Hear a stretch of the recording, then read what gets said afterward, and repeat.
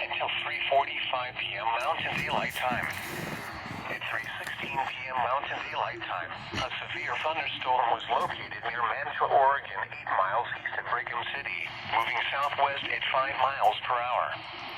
Hazard, 60 miles per hour wind gusts and quarter-size hail. Source, radar indicated. Impact, hail damage to vehicles is expected.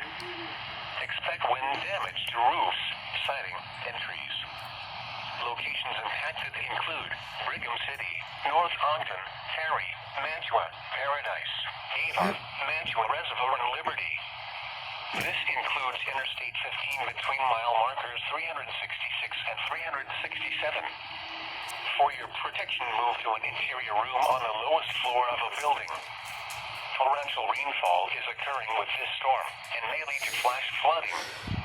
Do not drive your vehicle through flooded roadways.